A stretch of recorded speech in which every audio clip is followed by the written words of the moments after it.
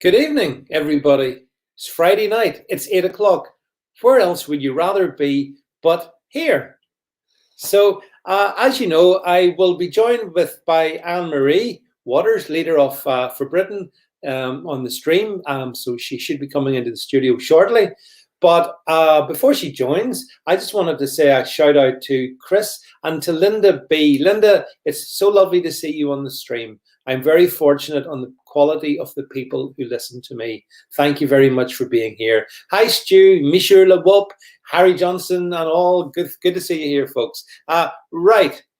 So I see Anne-Marie is entering the studio. So I'll do my little routine before we bring her on. So just to let you know, if you're watching this on Facebook, share, like it. If you're watching it on the Naughty channel on YouTube, which sometimes doesn't send out notifications, make sure you share, subscribe, hit notifications. Make sure YouTube hasn't accidentally unsubscribed you. Please do that. Then if you want to follow me on my other social media channels, because there's lots of exclusive stuff going out all over the place. They're all down below, by the way, so you can check that out in the description below. If you like what you're saying, then the thing to do is to make sure you give a thumbs up. Hit as many thumbs up as you possibly can. Give yourself a digital workout. Come on, this is one way to lose weight. Keep fit. Give me thumbs ups on this. Don't give me thumbs down. Also, other useful things you can do is hit altnewsmedia.net/donate. Drop a pound in the hat.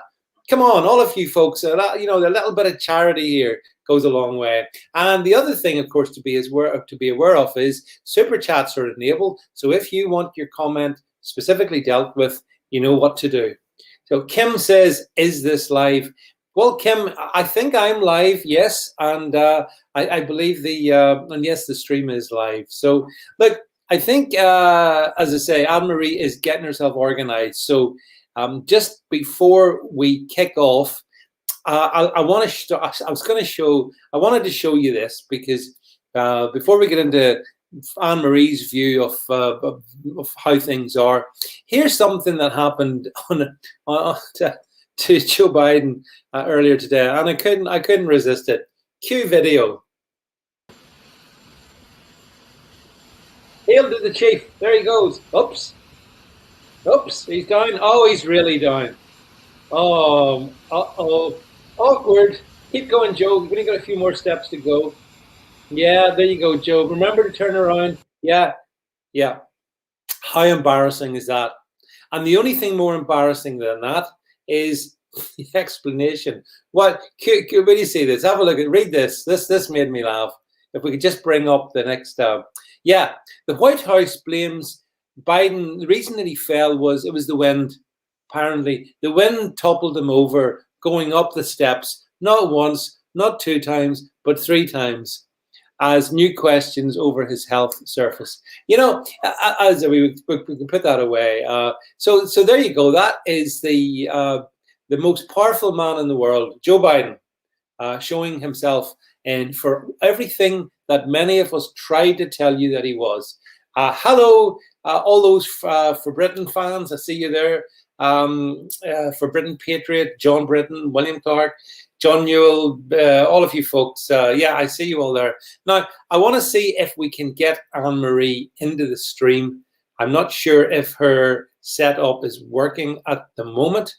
So I'll just do a quick double check here. Do we see if we can find out where Anne-Marie is? David, check the private chat. Okay.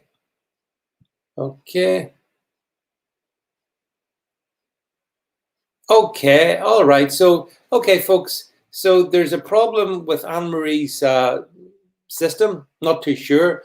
However, there's a lady called Miriam Sohail who can come on the stream at 8:30. Apparently, she is a future For Britain MP, says Anne-Marie. So, okay, Anne-Marie, sorry that it's not working at your end. Don't really understand that, but technology is what it is. If you can't hear me, you can't hear this. What we're going to have to do is get a contact for Miriam. I'm not sure if we can work that one out. So let me see. This is what you call This is what you call thinking on your feet, folks. You know, you got to be able to work out.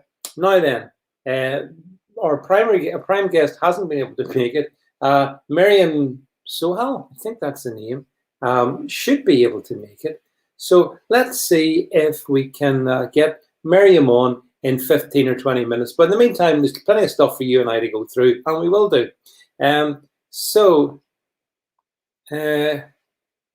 Okay. So can I just check, by the way, if this is now going live on YouTube? Right. So I have no idea why Anne-Marie cannot hear us, by the way. I don't know. It's annoying that she can't, because I really wanted to hear from her tonight. But yes, just want to check the comments here. Yeah, so it's clear. So I'm being told that it's not on YouTube. This is on YouTube. So what I would say to those on, okay, let me see if I can do something here. Let me do a little bit of messaging here. So messaging and talk. You can talk amongst yourselves, by the way. Let's see.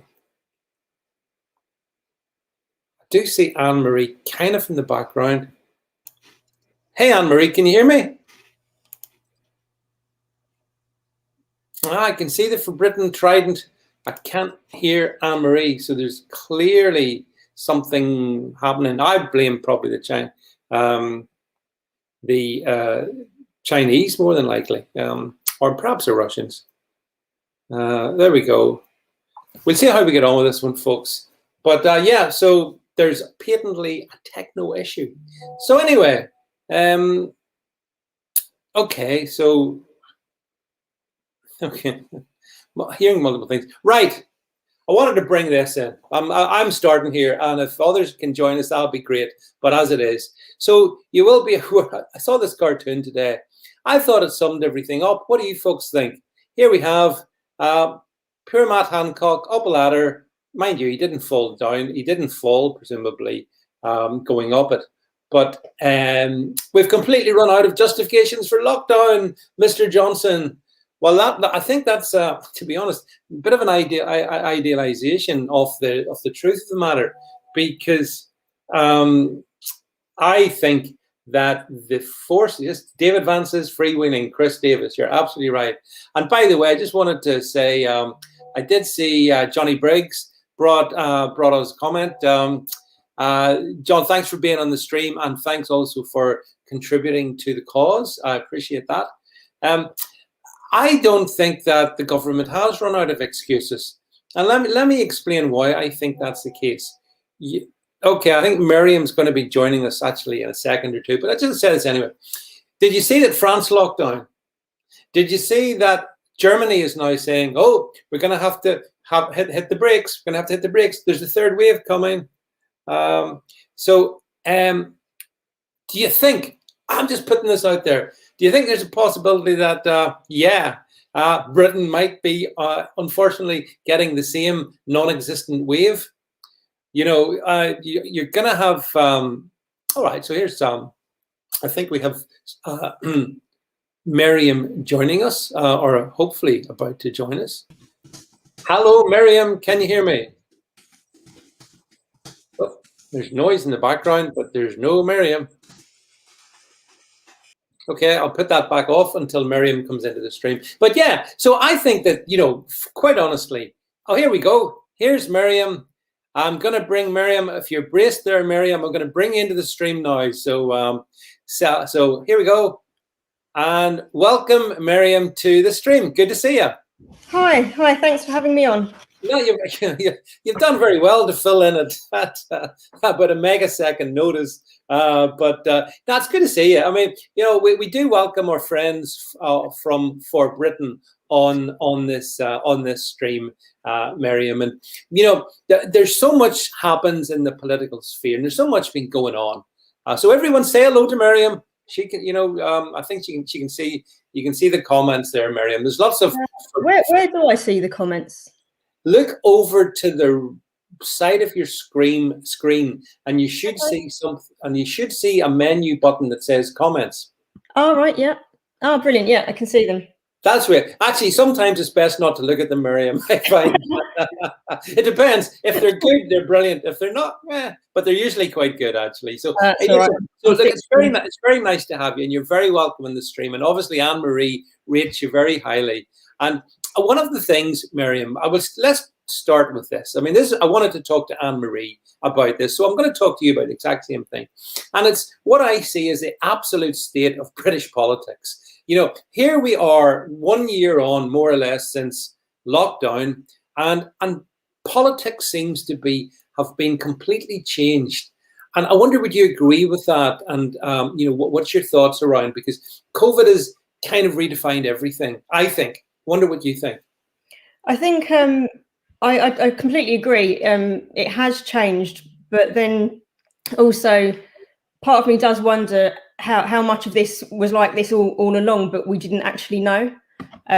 Obviously, sort of what with the internet and social media, things like that, things can't get sort of swept under the rug so easily. You know, ordinary people are starting to learn about politics and about what's going on and what should be happening and what shouldn't. And so everyone has a bit more of a platform now. So I mean, that's kind of empowering in one way. Yeah, I think people are more red pilled than they've ever been. You know, as in they're more woke to some of the stuff that probably, as you're right, has been going on for ages. You're dead right, Miriam. This didn't happen last March. Some of the intense corruption and the treachery and all the rest of it that just pervades politics. You know, I mean, the thing is, I always think it's very brave for decent people to go into politics, because so many of the people that are in politics, and I have to say, I know this from personal experience in the past, they're not necessarily the best. They're not necessarily our best. So it's good to see, you know, new faces. So what is it you would like to achieve in politics then, Miriam?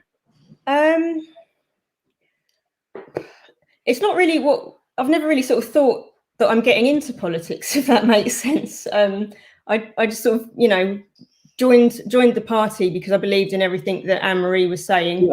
Yeah. And then one thing led to another, and I just felt myself getting involved more, helping more, and I now find myself in the role of party secretary, among other things. And yeah, I never planned any of this. I just tried to help. But, I mean, I'm happy with what I'm doing. I absolutely love what I'm doing. I don't have any particular personal ambitions. I just want to try and fix our country.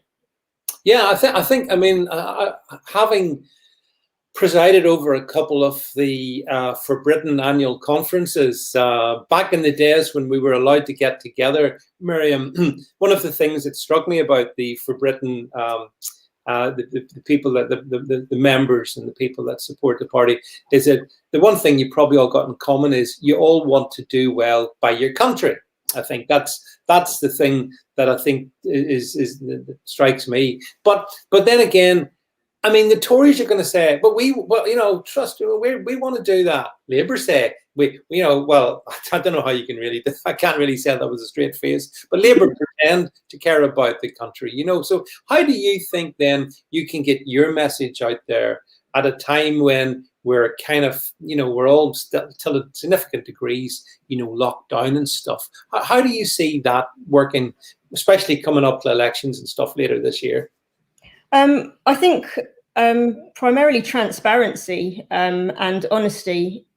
I mean, the problem with, I think the Labour Party are probably quite honest in the sense that, you know, they're sort of pro-immigration, pro-open borders, all that sort of thing. The Tories like to say that they're not, and they'll do some sort of token gestures like send 100 illegal immigrants back when, you know, 200 the next day arrive again. But in effect, they're both doing the same thing. Immigration has soared under the Tories. Immigration from outside of the EU, so nothing to do with Brexit or anything like that.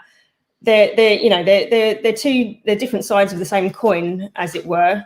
For Britain, we've got a very succinct and common sense manifesto. Our policies are quite simple and straightforward, and and it's honest. I mean, when we talk about something like immigration, we're talking about facts. You can't change the facts. We're facts, figures, numbers. Yeah. Like that.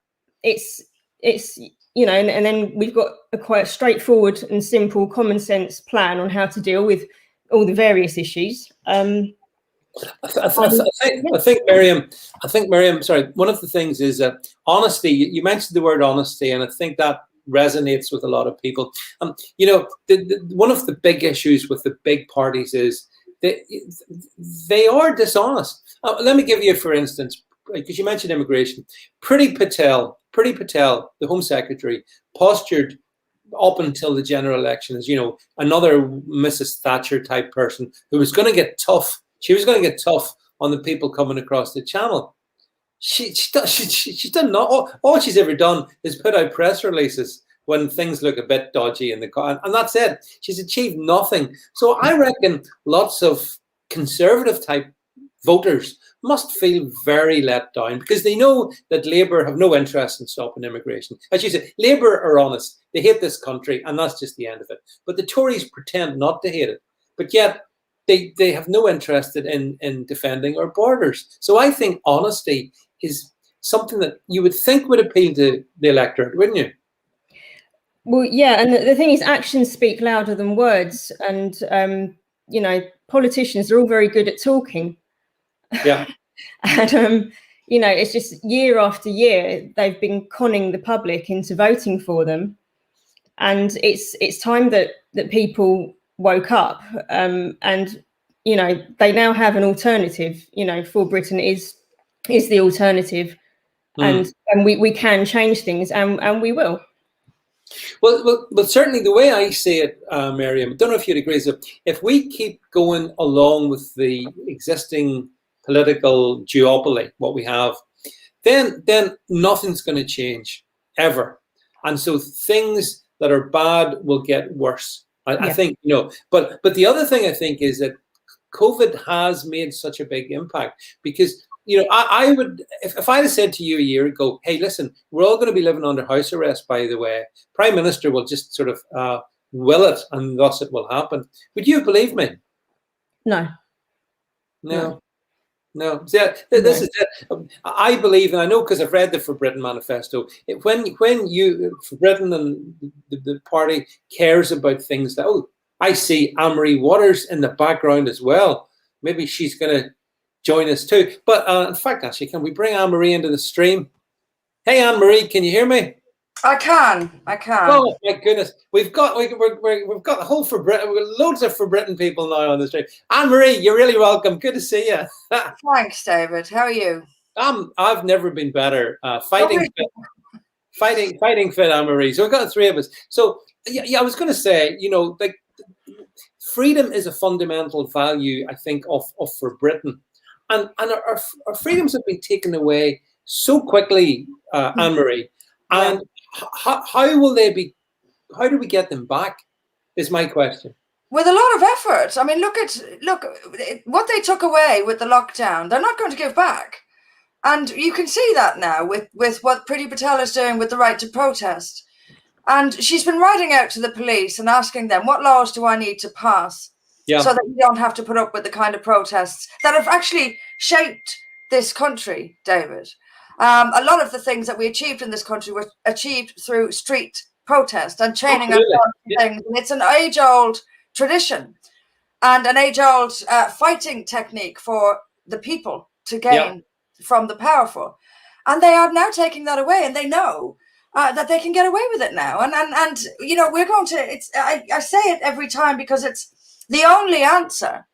Stop voting for them. How people will go out and vote again for Tories, and they will. And I genuinely don't know what it's going to take. But we have the right to protest now is absurd, the rules they're bringing in with this new bill. Yep. The police will now tell us when we can start protesting, when we need to stop protesting. What sounds we're allowed to make, what noise we're allowed to make. And this will even apply to a single person. So if you're a single person standing outside Parliament with a megaphone in your hand, the police can tell you to stop or that you're making too much noise. And we know from bitter experience that the police will use those powers to shut up me and you, but not Black Lives Matter. Oh, They've sorry, got yeah. to criticize it. You're absolutely right. And here's the thing. Here's the thing. Following on from what Anne-Marie said, Miriam, you know, if people can't protest, if we can't go out and whatever the thing is, you know, peacefully and lawfully register, you know, we disapprove of it and whatever. If you deny people that, Miriam, does that not build a powder keg that could result in things much more dangerous than anything we've seen for a long time in this country? Yeah, I mean, totally. They're putting the pressure on, and they're doing it sort of like bit by bit. They're just slowly sort of squeezing society, and then all of a sudden, then they'll sort of throw a bone. They'll be like, "Oh, right, you know, we can all travel on this date," and everyone will think, "Oh, okay, yeah, they're dealing with everything fine, and yeah, the government's looking after us." But then secretly, they're not. They're still tightening their grip. We're losing freedom of speech. We're losing our freedom of movement and travel. You know, we haven't got the freedom to have who we want in our own homes. It's insanity. And yeah, like what you said before, a year ago, if you'd have told me any of this, I would have thought, no, that sounds bizarre.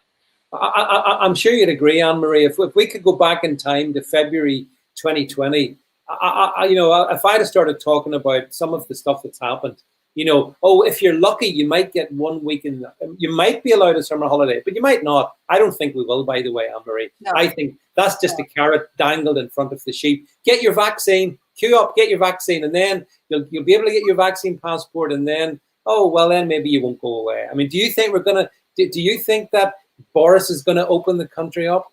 No. Yeah. I did for a while. I was hopeful. The reason I was hopeful is because if you go outside, it's very different. This is very different from the first lockdown when this all started. Mm-hmm. When this started, the streets were empty. People were really doing what they were told. Now, that's just not the case. A summer's day, the streets are full. The only difference is nothing is open. And all these businesses are missing out on all this income and all this trade with the streets full of people out enjoying the sunshine. So part of me thought, well, they're not going to be able to lock us up again. Yeah. People won't accept it. And I still think a lot of people won't accept it. But just before I came on, David, I was reading the news and Germany is now talking about another lockdown. Yeah. And our rates are going up to, you know, the silly R rate thing we've got. Yeah. We're getting close to one again. So they're already dropping these hints. And now Germany's talking about another lockdown at the same time. Yeah. It doesn't look good. It really doesn't look good. I personally think that I'm very similar to yourself, Anne-Marie. For a while I thought maybe we'll get July and August, you know, maybe or June, July, something. Maybe we'll get a couple of months of semi-freedom. It's a bit like last year, but we're not, because there's going to be another wave of infections, and they're going to use that to say, look, Boris is going to have to come on with Matt Hancock, Dr. Doom at his side, and tell us, look, you know, we really wanted to let you out, but unfortunately it's just too dangerous. So it is shocking, though. When under a Conservative government, we've lost more freedoms, Anne-Marie, than, well, I can remember, since Cromwell, arguably. I mean, it's worse than Labour. Much. Labour did a lot of damage in its recent reign. And they took a lot of freedoms away. They eroded freedom of speech, for example. But this, I mean, you just said a minute ago that we might they might give us a month or two of freedom. I mean, even just the fact that we're talking about that. I know. It's incredible. And I don't know what, you know, I do know what we need to do to get it back is to stop voting for these parties, because there's no opposition in Parliament from Labour. None. They have gone along with every single bit of this, much like they both go along with the wokeism and the globalism and the mass immigration. There's no opposition. There's no contest. There's no argument. They're both on the same side on all these fundamental issues. Yep. We've got to get rid of both of them. And it's going to take a lot of effort. It's going to take a lot of time. You could get very pessimistic if you let yourself. Well, Anne-Marie, the thing about you is, as I've got to know you, you're someone for whom hope kind of flows eternal. You're a very optimistic, hopeful person, and I think that's really necessary because we do need to have hope. And again, I completely agree with you. The Tories and Labour, they're all on the same side, no doubt about it. There is no opposition in our current system, really, which is why, Miriam, I think it is good that for Britain can put its sort of flag in out there and say, well, we are different. What would you say, Miriam, is the thing that makes for Britain most different? That we will address subjects that no one else has the guts to address. That's a good answer. Yeah, that's a good answer. Yeah. So well, and it's the same. It's the same with all these new parties coming up, David. There's no real passion for the people. It's a game. It's a political game. There's a lot of egos in it. They are all trying to out-ego each other. Winning elections is about them, and they'll do anything to win elections. And they are all singing from the same hymn sheets. They will not say what needs to be said. Immigration is the big one. And these new parties coming along, including Farage's one, they're not going to say what needs to be said about immigration or multiculturalism or Islam. Now, let's not forget, that hasn't gone away. Islam hasn't gone away. It's still there. That's still a massive issue. Oh, absolutely. We'll talk about it. And I know that that's the case. And the others are just coming through for themselves, and they'll toe the line. They'll say what the press allows them to say. And while nothing gets better, nothing changes, all we have is this game continuing, all for the benefit of the politicians, and none of it for the benefit of the people. I have to say, Anne-Marie, not that I'm partisan, but I did see Richard Tice of the Reform Party. Right. Telling us, tweeting yesterday, he'd got his vaccine and he was so happy. He was doing a victory dance in the car park after he got it. What a pathetic sight. And there are sort of tough issues. And going back to law and order that we talked about earlier on, at a time when we saw yesterday the police in Gloucestershire, I believe, harassed an 82-year-old lady for the crime of having a cup of tea in a common space with I think other residents of a kind of care home type thing, sheltered housing. The Gloucestershire police were doing that right now. Your party for Britain has courageously, for a significant number of years, and you personally, Anne-Marie, have raised some of the issues with the incompatibility with the Islamism. And how the grooming gangs and all of that. So here's my question. Where have the grooming gangs been for the past year? Because as sure as hell the police aren't doing it. I mean, they're too busy rapping the door of 82-year-old women at night. So where do you think the grooming gangs have gone, Anne-Marie? They haven't gone anywhere, David. They're still doing what they do. They've been doing it. They haven't stopped. There's not even been a reduction. Rotherham is still the same, actually worse. I spoke to Jane Senior, who's one of the whistleblowers in Rotherham, and she told me straight, it's worse now than it was. And the reason it's worse is because people think something has been done. So attention has been moved away, and they know this. It's fine. Rotherham's fine now. We can stop worrying about Rotherham. We had a report. Well, we had a report, so everything's okay. It's worse than it was. They haven't gone anywhere. And I call it Islam, David, rather than Islamism. And I do know that I'm okay with that. I do get there is a time for the word Islamism, or perhaps for the word Islamist. But Islam it's actually the religion that is the problem. And that needs saying, because it's in the text, it's in the Quran and the Hadith. That's where the problem comes from, and that needs saying. And if we call it Islamism, and it's not in any way trying to contradict or what you were saying, I understand why you say it. Right. But my own position is, if we call it Islamism, it takes the examination away from the religion itself, and we tell ourselves that there is some there's some sort of distortion of Islam called Islamism, and that's simply not true. And I know that I'm unpopular for telling these truths, but it is the truth. It is coming from the scripture. And the problem as well with Islamism is that if you persuade people or agree with people that Islam itself isn't the problem, then you will create the tiny minority of extremists fantasy. And the problem with that is immigration. We will keep the doors open and say it's only a tiny minority of extremists, the vast majority are okay. That's just not the case. It's just not the case. It's the religion itself. And the people bring the religion. And that is how it is. Well, Anne-Marie, can I just ask you, Chris Davis has asked me to ask you, what do you reckon about what's happened in Scotland with the Scottish Hamza Yusuf, or whatever his name is, Humza Yusuf, I think, bringing in what I see as blasphemy laws, basically, where you're not allowed to criticize, protect, religions. Don't think he had Presbyterianism in mind. Don't think it was Roman Catholicism. I think it was a different ideology. But what do you mean? That's Scotland basically introducing blasphemy laws. Do you think that's advancing Sharia? Well, what do you think about what's happened in Scotland? Could that happen in England? Absolutely. Absolutely. I mean, in many ways it has. The only thing the Scots have done is make it, taking away the protection for what you say in your own home, which is actually terrifying. That definitely sings of 1984 and spying on each other and reporting each other. And if you have a conversation around the dinner table and somebody takes exception to it, they can call the police. That genuinely, I mean, that is where we are. That is where we are. But aren't they sly, David? At the same time, they abolished the old blasphemy law, the one to protect Christianity. This is sly. Yeah.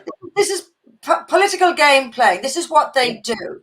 We're abolishing blasphemy law. Look how progressive we are.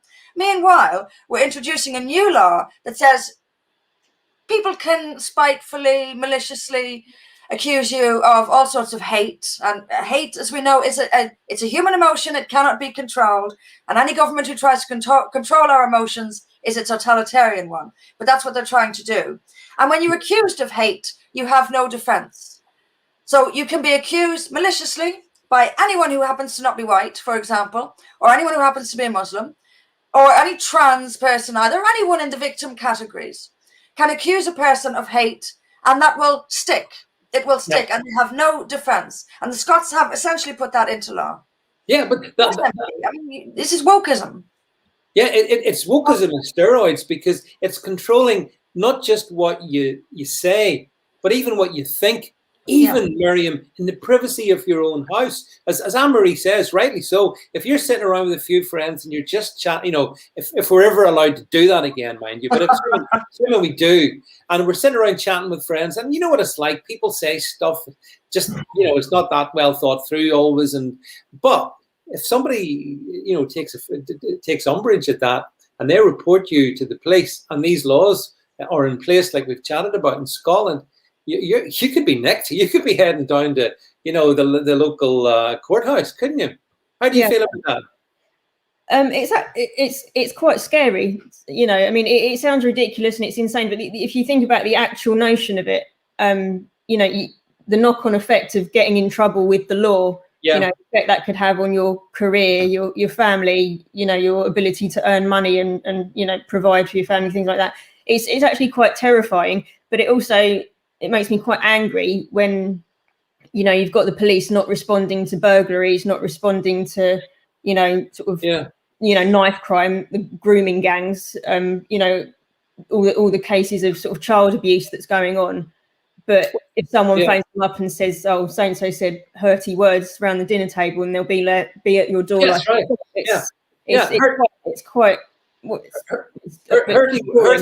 Hurty words and mean tweets seem to be what the British policing is focused on. But it is a fact, Anne-Marie, as you say, like what's been going on with the grooming gangs hasn't stopped. If you look at what's going on in London, I know we got last weekend. There was the whole thing about the lady, the murder of the 33-year-old woman by allegedly a serving officer in the place. But there's other stabbings happen in London all the time. I noticed. I've seen lots of stuff. The wanton violence, the gang violence. the tribal gangs of London, they haven't gone away either. It's just that they haven't made headlines. So, do you not think that completely undermines the confidence in the rule of law? I think what undermines it is the behaviour of the police and the political siding of the police. Yeah. You can't. How can you trust? We don't trust the police. No. I have never known public opinion of the police to be as low as it is now. And that is far more dangerous than people are giving credit to, if you like. It's unstable. I don't feel, if something happened to me, I don't feel that if I rang the police that everything would be followed up and it would be efficiently investigated. I don't feel that at all. I don't feel that my political rights would be protected. I don't feel that my free speech, any of my democratic rights would be protected. And I don't think much would be done to anyone who harmed me, frankly. I really don't have that trust. And I'm not the only one. Their political posturing, their political siding has to stop. And that has to be by getting rid of the top. The top is saturated in left-wing politics. And the Tories don't know what to do about this. And this is why the Tories are so inept. They find themselves now with a public sector saturated in left-wing ideology. Yeah. And they're not going to do anything about it. And they won't do anything about it because they don't want to risk a nasty headline by the left-wing press. So what they'll do is make speeches. I heard yourself and Miriam talking about this earlier. Speakers, that's what they are. That's all they do is make speeches. And then nothing changes because it's too much. I mean, I might sound like I'm being flippant, but I'm not. I'm actually quite serious. It's too much like hard work. To actually make the changes that need to be made will take guts and perseverance and work, hard work. It's so much easier to make a speech, to issue a press release, nothing that will upset the press, of course, and then go home. So much easier. Yeah. So much easier. But Anne-Marie, can I ask you regarding policing and sort of the political masters? Do you hold the politicians ultimately responsible for that which the police do? Because it seems to me that certainly over that thing in London, and we saw it at Clapham Common, whilst I wasn't very. There's so many levels of hypocrisy in this one. How come BLM rallies aren't treated in the same way? And is that a political decision or is it a policing decision? What do you think when it comes to those kind of fine balances? The politics has created the police, David. I mean, if you look at how police are trained, they are trained as if they are left-wing social workers. They don't, enforcement of the law, objective, fearless, unbiased enforcement of the law is not an issue. And I've read through police training. It's simply, they might give a nod to actual enforcement of criminal law every so often, but most of it is social. It's about why people commit crime. People being excluded and marginalized, and minorities who are not integrated in society. No wonder they turn to crime, because they're excluded and they're victims of racism. This is how the police are trained. It's in their training documents. That's the problem of the government. Now, that was Labour who did all this. They leftified the public sector. Yeah. But the Tories have been in now. This is their 12th year. What have they done? Yeah. Absolutely nothing to change it. Nothing. And now to get into the police, you have to be woke. I remember a woman who was trying to join the police, and in her application, they asked her about this, which is bizarre. She did say, actually, no, I don't think that people can change sex. She wasn't allowed to join the police because she didn't think people could change sex. They politely refused her application to join the police. Yeah. That's where we are. It's dominated by the uber woke left. And that's Labour's fault. But the Tories have done nothing about it because they're too afraid of the uber woke press. And they're lazy. I mean, maybe you heard me say to Miriam as well earlier, Anne-Marie, that Priti Patel has proven to be a catastrophic disaster and arguably one of the worst Home Secretaries we've had. And that's saying something. That is saying, oh, I know it is, yeah. But I mean, her only game seems to be put out, as you just said, put out a press release. but don't actually do anything. So the dinghies can still, I mean, we mightn't be able to go across to France on holidays, but the illegals can come across in their dinghies. It's not a problem. And old Pretty's going to meet them with a press release. And, and then if they complain about the barracks they're put up in, they'll move to be somewhere. What a state. This is what I said at the beginning of the show. What an absolute state British politics are. Maybe there's never been a better time for a party such as yourselves to actually almost talk about real politics, not the kind of absolute garbage that Johnson and his regime put out, and Starmer and his mob are even worse. They are even worse.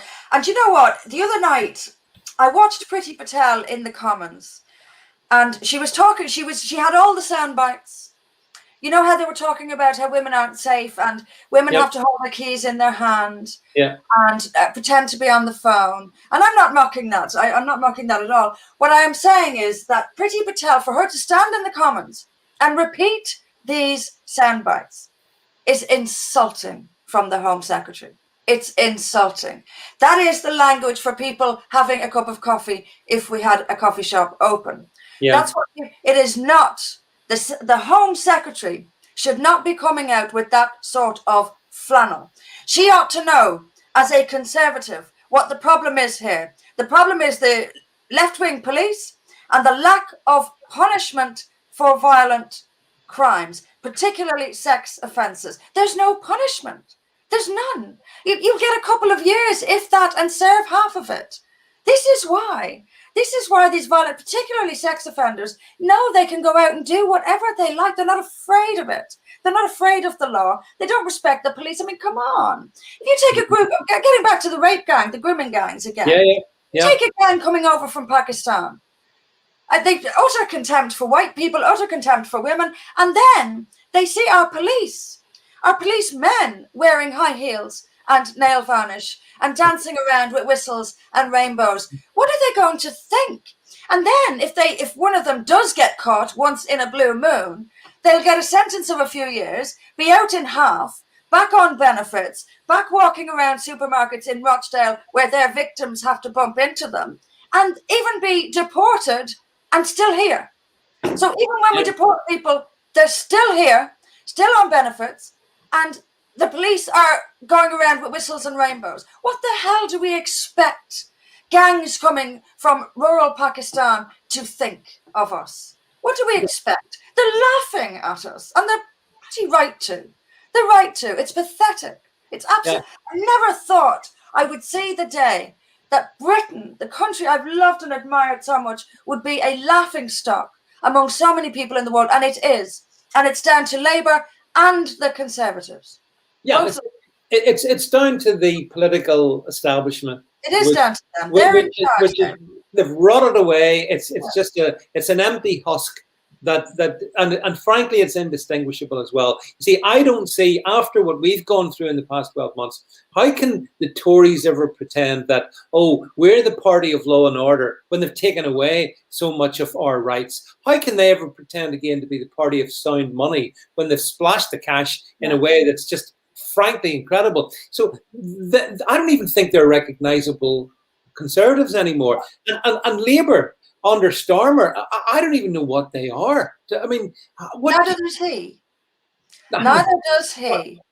No. You know, you can say what you like about Jeremy Corbyn, and people do, quite rightly. Septo will always be my favourite. Yeah. At least you knew who Jeremy Corbyn was. You did, yeah. He was a crazy, loony lefty, but at least you knew. And you know what? He stood by what he believed in. He had a principle or two, and he stood by them. It cost him Downing Street, but you still have to admire anyone who'll stand by their principles. Starmer has no principles. No. He changes from room to room and from audience to audience, much like, frankly, probably most of them in the House of Commons. But Starmer is a possible prime minister. He has absolutely no principles. He will go from saying we must reduce immigration to let's have open borders. And he literally said both of those things. But now it's just occurred to me, actually, you know, I'm saying Starmer is a potential prime minister. The actual prime minister is no better. Boris Johnson loves to put out a soundbite. He loves to wave a little bit of controversy, like the burqa thing, when he said that women in burqas look like letterboxes. Yeah. Now, this is him trying to A, be funny, but B, to look like he's got that edge to him, that I'll deal with the extreme end of Islam for you. Trust me with it. And then the following week, he's in the Daily Mail saying, but I'm a Muslim myself. My grandfather came from Turkey. I'm all about, this is what we are governed by. This is what we are governed, game players. But, given that, I completely agree. But, one of the things as well that strikes me, Miriam, is that here, in the UK, there's a big British working class population still. There is. And okay, maybe they're not working at the moment, thanks to Boris keeping everybody informed. But there's that strata of ordinary, decent British people. And when I think of the likes of the Boris Johnsons, the Matt Hancocks, I don't think they make any connection. And then I look at Keir Starmer. And for example, I don't want to get into any particular election scenario, but I believe Eddie Izzard is seen, I may or may not, I don't know, I'm not sure, as the sort of guy that would really make a connection in his pink beret and his makeup. But Miriam, I mean, it's just trying to understand the mindset that would even think that in the first place. Surely to goodness, that's not what ordinary Brits relate to. Well, I think the problem is they don't really care what ordinary Brits relate to. That's the problem. They're career politicians, or they're celebrities that are trying to sort of get a bit of an ego boost or a bit more fame, which is fine. That's fine, but they're doing it at the potential expense of the people of this country. Yeah. Being involved in politics, even on a minor level, even just at parish council level, it's hard work. It's not glamorous. I know sort of councillors, that do a brilliant job. They'll put a post on Facebook. The amount of stick they get from it, because whatever you do, you can't please everyone. It's not a glamorous job. It's tough, and it's dealing with mundane issues like overgrown trees and dog fouling and things like this. And a lot of these people, they're trying to get their face out there. They want the interviews. They want to be in the newspaper. I'm not sure they want to be going around picking up litter, though. It's maybe they do, and if so, then that's great. But this is it. And then obviously at the top level, you've got the likes of Boris Johnson and Keir Starmer. And do they even consider whether they relate to people or not? They're so far removed. They are. Yeah, that's absolutely right. And I just want to pick up on something Miriam said there. It's absolutely spot on. People want to come into politics and get all the glamour and the fame. And a lot of people don't seem to realize that in order to get the glamour and the fame, you've got to, first of all, sell out. And secondly, work. It's, as Miriam said, it's hard work. I've been out leafleting today. I've been out leafleting most of the week, as I'm sure many people in our party have. It's not glamorous. It was raining today. Your leaflets get wet. This is the sort of, this is not glamorous. It's hard graft. And when a lot of people, I think, come into it, and when they see that it's not glamorous and hard graft, think, oh well, I thought I'd be in the Newsnight studios by now. Yeah. To my mind, to get into the Newsnight studios, you've got to sell out the people, because the press sold out the people long ago, and they're not going to bring you in unless it's to ridicule you or try to humiliate you. But if your aim is to get on mainstream media, well, start selling out the people now. But really standing for the people is hard work, and it's graft. No, well, I agree. And Anne-Marie, I mean, I know in your own experience, you've found this, that if you try to get into, mainstream political programs so you can put forward the For Britain's views, I mean, the likelihood is the door will remain closed, or at best, if they bring you in, they'll set you up. So, and as you know, I've gone on a long time about my intense hatred of the British media. which doesn't, it exists to perpetuate the duopoly or the monopoly, actually. Labour, Conservative, same thing. And it exists to stop people like your party and Miriam, for example, in being able to at least have a platform to put forward views which people can then accept or reject. So don't you think the British media don't do democracy any service at all, and arguably, a disservice? I think they're central to destroying it. And reason being that the politicians are so afraid of them. No politician wants to be attacked by the press day in and day out. And once they get hold of something, especially if it's about immigration, once they get hold of it, that person is going to get the same grief everywhere they go. And they're tired. They don't want it. They don't want it. They haven't got the answers. They haven't got the guts to give the answers. They don't want this grief from the press. So they just go along with it. And I think that the big parties, and you're right, monopoly is the right word, David, not duopoly, monopoly. I think they shape their policies in accordance with what the press will or won't give them a use for. So the press may as well be running the country at this point. The press are central to the erosion, death of democracy in this country, central to it. Well, I think that's been really obvious, Miriam, to me. Again, going back to March of this time last year, when the COVID came in and there was the press conferences, and instead of journalists asking tough questions of Boris Johnson, the only questions they could ask were basically, when can we be locked down a bit more, and can it be a bit harder and longer? That was it. There was like no independent journalists. I mean, someone like me would be absolutely banned by a country mile from possibly asking anything a little bit tricky. But to Anne-Marie's point, Miriam, that's toxic, and isn't it? So it dissolves the essence of our democracy. You can't really ask sensible questions of the big parties. No, I mean the mainstream media are as bad, if not worse, than the government. They're more out of touch with society and people. They seem to think that the whole of Britain is London. It isn't, and I'm a Londoner. I was born in London. I love London. I don't live there anymore. It's very sad to see what's happened to it. But they're not representing Britain as a whole. They don't speak for the people. There's various groups on social media, sort of anti-mainstream media, and I read all the comments. You can see. I don't know any off of the top of my head, but the faith in sort of the news channels, both here and in America, is declining rapidly. TV shows that were popular are losing their audiences. So the people have their own way to speak, but the media are just in denial, and they're just carrying on as though everyone agrees with them, and it's not the case. I think that's right. I mean, actually, just on that, Anne-Marie, I saw a statistic that said that the BBC's Question Time, their weekly prime, the political program, the audience had fallen from 8 million down to about 700,000 in the past 12 months. 8 million down to 700,000. Wow.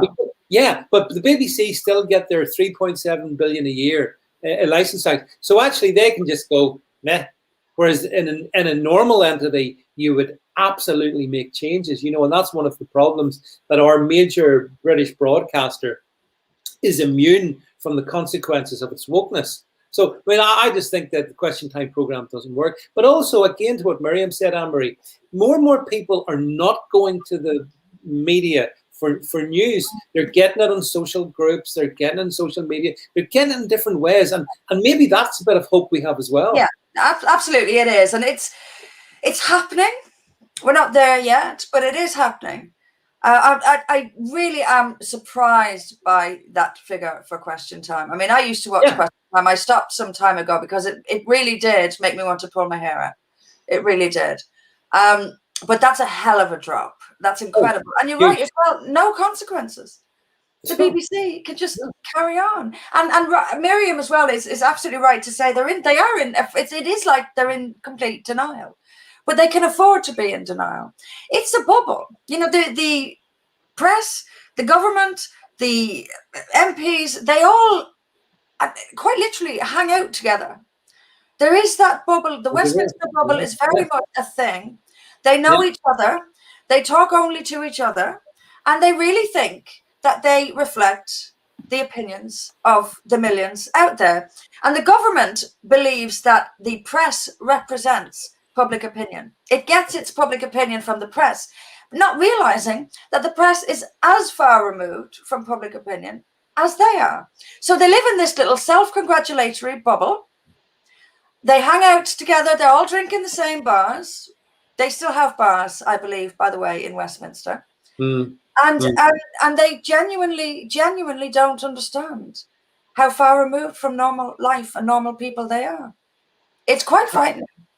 No, it is. I mean, those bars around Westminster, Anne-Marie, certainly pre-COVID and maybe even still, were places where... I'm sure inside the Palace... And inside I'm sure they're still open there. The Palace of... Surely not. I mean, surely not. It's too dangerous. No, I mean, the hypocrisy of the political class is incredible. And maybe that's why in 2021, and we'll finish in this note, having a party like For Britain, which is clearly very different and talks about, Miriam, as you said, we talked about at the beginning of this, like real issues, the things that nice people, that allegedly nice people don't want to talk about, but actually everybody's interested in. Like, for example, Islam, like immigration, like a lot of the bedrock issues for Britain. Maybe there'll never be a better time than now, Miriam, for Britain. I think that the time is right for us, especially with, for the moment, the amount of freedom people have to voice their opinion online. Obviously, you can get shut down, but ordinary people now are learning about what's going on. And I agree. And the thing that I don't know why this popped into my head, but it did. But I was on Twitter the other day, and someone had tweeted something about Sadiq Khan had tweeted about making misogyny a hate crime, or something like that. Yeah. And so I mean I replied, does that mean that Muslim women can have 4 husbands now? And, so it's just like, how's that going to work? And it's it's back to sort of what we were saying about and Anne-Marie saying about the bubble, and they're all sort of in their own little world, and the contradictions that come out that everyone else can just plainly see. You're saying that misogyny is a hate crime, but you can't speak out about Islam, or you can't talk about FGM. Like, are you having a laugh? Yeah. They don't see how stupid they look. No. It's quite entertaining, really. But Anne-Marie, Miriam's right. I mean, the incredible hypocrisy on this whole let's make misogyny a crime. Not misandry, oddly enough, a little bit of sexism there, but never mind. Let's make misogyny a crime. But then, would that not make potentially any mosque a centre of hate crime? Oh, you see, this is where you have to square the circle, David. This is where let's not talk about that. Shut up, you racist comes in. Yeah. If you ask a question about that, you'll be a racist. Shut down. Yeah. Shut down. Yeah. By the way, David, I think you misgendered Eddie Izzard earlier.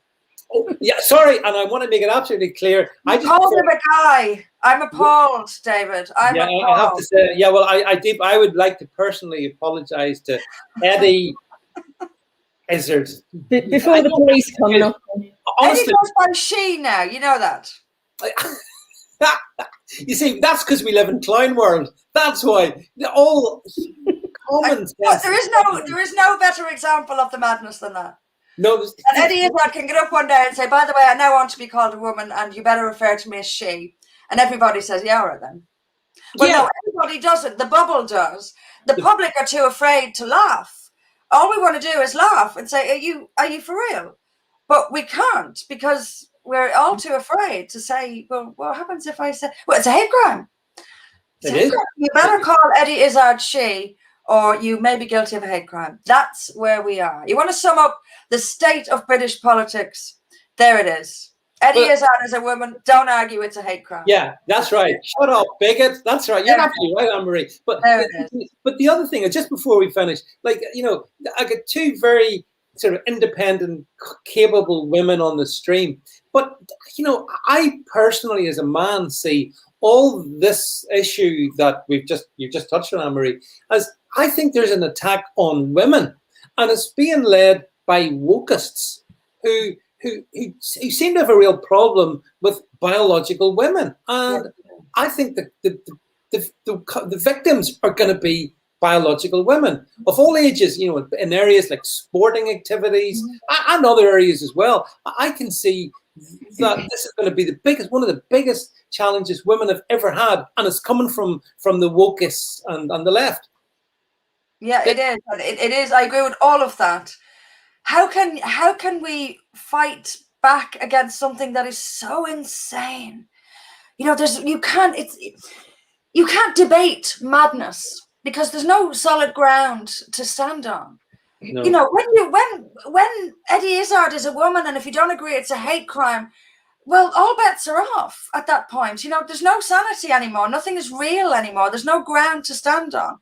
And yes, women are, you know, women's sports is one example, but look, they're putting convicted sex offenders into women's prisons. What do they expect to happen? And no matter how many times it happens, the trans activists are still more important. Little girls sexually assaulted in dressing rooms and toilets, in rape shelters. There have been videos on social media of men dressed as women masturbating in rape shelters and enjoying this and thinking this is terribly ironic and look at where I am and what I'm doing. And no matter how much of that happens, the trans is still more important than the women. And yes, it is coming from the woke. Woke has been a threat to women for a long time. The mass immigration is also a major threat to women, and they're the ones pushing it.